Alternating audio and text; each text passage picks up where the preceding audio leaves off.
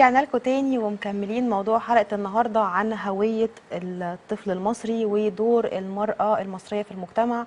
واستئنافا للحلقة السابقة معانا الضيف المميز الأستاذ مدرب التنمية البشرية وأخصائي العلاقات الأسرية الأستاذ أحمد أسامة. أهلا وسهلا بحضرتك. اهلا بحضرتك. اهلا بحضرتك. منورنا النهارده. بنورك والله يا استاذه احلام. حابة إن أنا أسأل حضرتك عن رأيك في تصرفات الطفل المعاصر والمراهق برضو المعاصر الفترة دي. طبعا في فجوة كبيرة بين الأجيال زمان وبين الأجيال دلوقتي، يعني تحس إن في نوع مختلف ظهر من المراهقين والأطفال.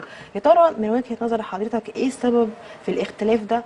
ويا ترى زمان كان بيتربوا إزاي ودلوقتي بيتربوا إزاي؟ هنقول ان طبعا انشغلنا طبعا عن الاطفال، عن اولادنا، ان كل طبعا الاب والام طبعا مشغولين بشغلهم، فسايبين لهم السوشيال ميديا والتكنولوجيا، فطبعا دي اثرت بتاثير كبير على الاطفال في العصر الحديث.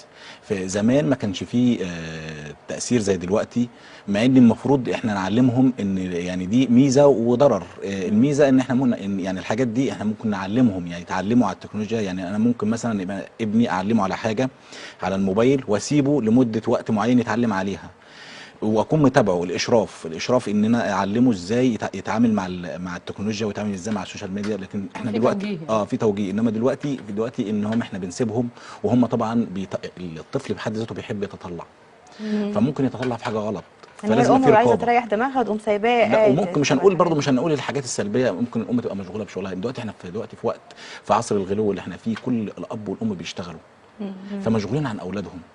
لا، انا المفروض بقى انا اعمل توازن او اعمل توافق ما بين ان انا اربي اولادي ازاي، وان انا اشتغل ازاي، واكفيهم ازاي ماديا. ما بيجي حد يطلع يقول انا مش عارف، ده انا مش مكفي البيت، ده انا مش ملاحق، والزوجه من الناحيه التانيه بتشتغل عشان يعني المعيشه بقت صعبه جدا، فمش هيعرفوا ان هم يوفقوا، يعني الموضوع بيتم بصعوبه. بص، عايز اقول لحضرتك على حاجه. في حاجات في الجهاز اللي هو السوشيال ميديا دي، على قد ما هي ميزه على قد ما هي ضرر جدا.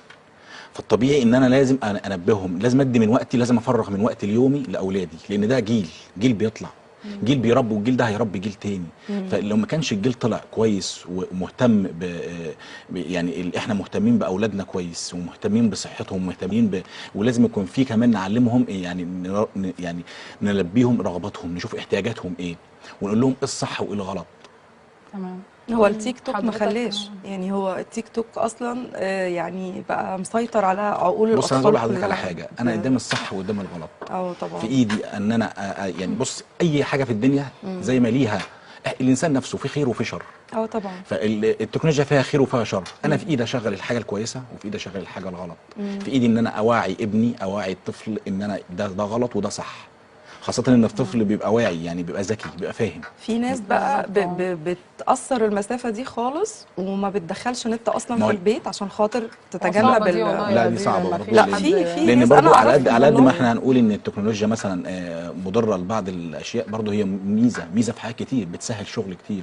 يعني انا ممكن ابقى قاعد في البيت اتعلم من التكنولوجيا، اخد كورسات عن طريق النت اونلاين، فهي لها ميزة مهمة. فما ينفعش يبقى فيش بيت ما فيهوش نت. حضرتك ركزت في مقالك عن المرأة والمجتمع، عن دور المرأة سواء كانت عاملة أو من ربات البيوت، فعايزين حضرتك تستكمل مقالك معانا دلوقتي عن المرأة والمجتمع. هرد بس على السؤال بتاع الأستاذة أحلام. دور المرأة طبعا لها دور في الزراعة، لها دور في الاقتصاد، لها دور في القوات المسلحة، لها دور في الطب.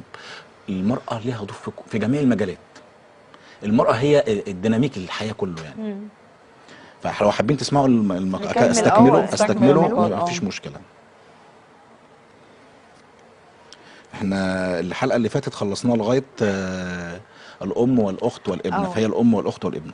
وعلينا أن نكرم المرأة لكي تستطيع أن تنخرط في شؤون البناء والتنمية في المجتمع على نحو فعال وحيوي. فأصبحت للمرأة في أغلب العصور تشكل قوة ديناميكية للتطوير.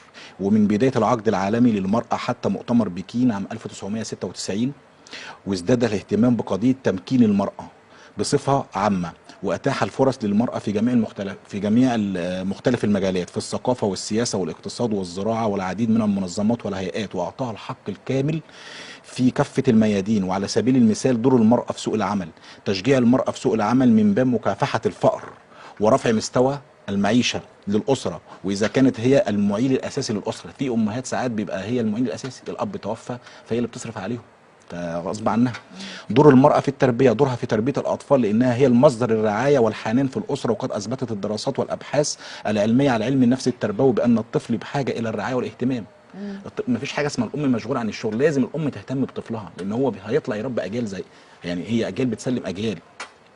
دور المرأة في المجال السياسي، وفي المجال السياسي وعلى المستوى العالمي والمحلي المرأة ترشحت للمناصب بالتساوي مع الراجل. يعني مفيش حاجة دلوقتي اسمها راجل وست، في مهندس في مهندسة، في دكتورة في دكتور. وحسب الإحصائيات وفقا للدراسات فإن المرأة تمثل 43% من قوة الزراعة في الدول النامية. وحسب الإحصائيات العالمية نسبة المرأة العاملة في مجال الزراعة ما يقارب إلى 50% في قارة أفريقيا بس.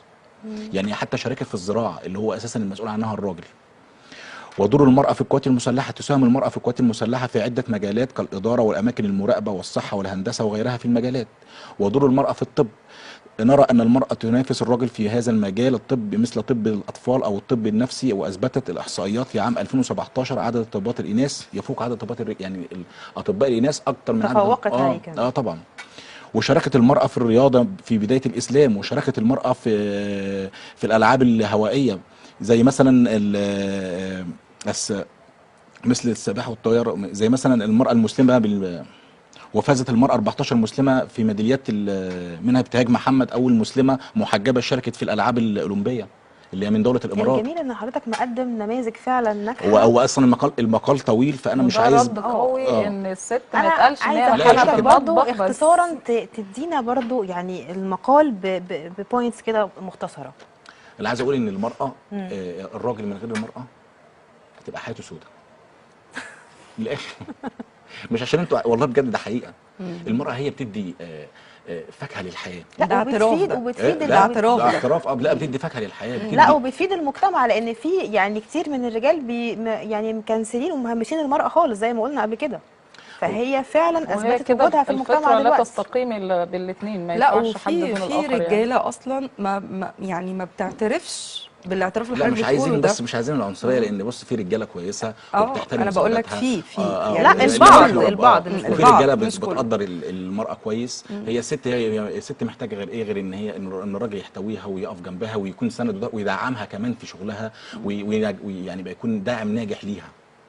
لكن في رجاله فعلا مش كده، بتبقى أيوة. عايزه الست للمطبخ بس. لا، لكن الست هي كل الحياه بصراحه. يعني انا قلت في الحلقه اللي فاتت ان المراه هي عمود البيت مش. طيب في ظل الامكانيات والتطورات الكتير اللي بنشوفها، حضرتك بتوجه نصيحه للشباب المعاصر ازاي يواجه بص كل ده؟ الشباب اللي من دول عايز يطلع يلاقي كل حاجه وردي. لا، هو حتى القران الكريم قال لك ولقد خلقنا الانسان في كبد. وفي ايه برضه بتقول لك فان مع العسر يسر. يعني عشان تبقى انسان ناجح وعشان تتعب لازم، عشان تعيش مبسوط لازم تتعب. فاولا انه ما يبصش نص الكوبايه الفاضيه، لازم أن يتعب ويشقى ويكون عنده المثابره ويؤمن بنفسه. لازم يعرف ان هو يكون واثق في نفسه ويشتغل ويطور من نفسه. وبعدين دلوقتي في التكنولوجيا دلوقتي بقت تسهل علينا حاجات كتير غير زمان. يعني زمان يختلف عن دلوقتي. فهو الشباب اليومين دول تسهل له حاجات كتير، لكن ما يجيش بقى يبقى عنده احباط ويقول لك لا انا لا. يعني هو الحياه بقت مسهله له حاجات كتير. فانا بنصح الشباب ان هو دايما يكون عنده صبر ويجتهد ويصبر ويشتغل ما يبصش طبعا نص كوبايه الفارغ زي ما قلت لحضرتك. ان هو يكون انسان عنده ايمان بنفسه. يبتعد عن جو المقارنات، يركز في هدفه.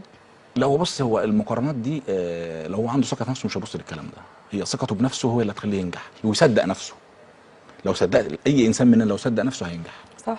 ويكون مؤمن بالشيء اللي بيعمله. ايوه صح. ودايما الحياه بتبقى خطوه خطوه. والأسرة برضو بتأثر على النقطة دي قوي يعني. طيب عشان الوقت ما ياخدناش، عايزين برضو نكمل لان موهبتك في الالقاء كانت رائعه، فاحنا حابين برضو يعني في ختام الفقره كده تلقي علينا حاجه نسمعها. انا عندي ايمان ان كلامهم صح ومظبوط، واني وانا بعيد عنك ميت، واني وانا في قربك مظبوط، بيني وبينك مسافات ابعد من اي اتنين، كل اختياراتي اللي بدونك افضل بكتير.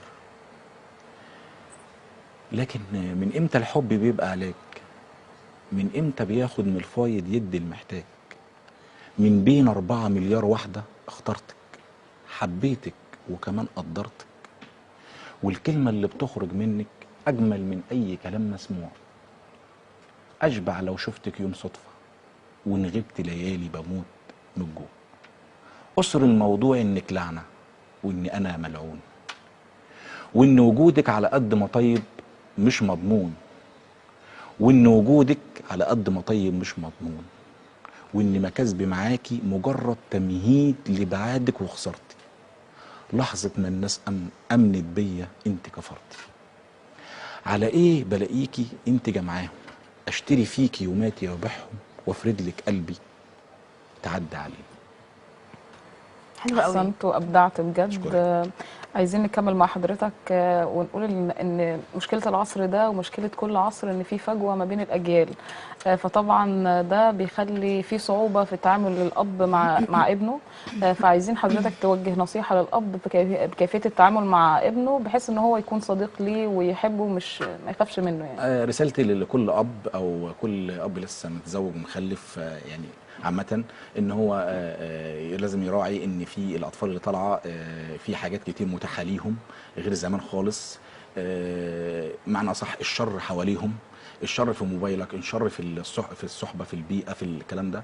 فهو لازم يكون ان هو يعني يكون منتبه جدا لتربيه ابنه، وده يزرع فيه جواه المبادئ والقيم الاخلاقيه، ويزرع فيه الدين، يزرع فيه اخلاق سيدنا النبي صلى الله عليه وسلم، ويقول له ان ده عيب وده حرام، ويكون متابعه. ومفيش حاجه اسمها مشغول، اصل شغل، اصل. والام كمان لها دور ان هي برضه تعلمه يعني ايه ضمير، ويعني ايه قيم، ويعني ايه اخلاق، وبرضه بس الجيل ده صعب، يعني الجيل ده دلوقتي التعامل معاه يعني بقى فيه عند، بقى عند فيه قوي. هم بيتعرضوا لحاجات كتير بره. فانا كأم او كأب بيبقى فيه صعوبة غير زمان، ما بقاش فيه بص، انا عايز الطاعة اقول لك زي على زمان. حاجه. الطفل لما بيتولد، مم. لو بدايه ما ابتديت كده، ما هو ابتدى يتكلم كده، ربيته صح، مش هيحصل مشاكل.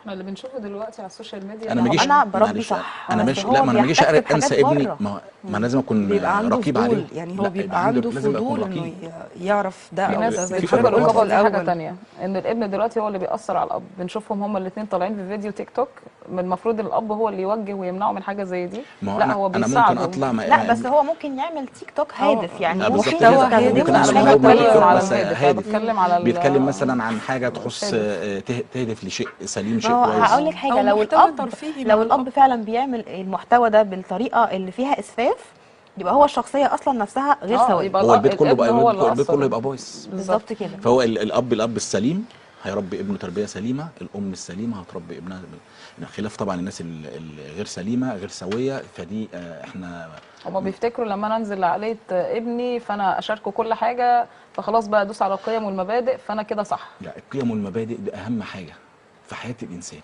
لا خاصه تتجزأ. الطفل اللي لسه طالع. الام لها دور اساسي اكتر من الاب، لان مش طبعا. كل الامهات طبعا بتطلع تشتغل. في ام ممكن تبقى قاعده في البيت، هي واجبها ان هي تربي ابنها كويس جدا، وحتى لو هي امراه وتاخد عامله بالها. ده الف ب انا تربية اعرف الابناء ام بتودي بنتها في جامعه، بتوديها الجامعه وتجيبها الجامعه. طب ليه بتعملي كده؟ ان زمايلها، ما اعرفش، واحده زميله ليها او انا كنت دي- كده. وانا برضو والدتي كده. فدي انا طبعا احترمها. يعني في بنت ممكن تتضايق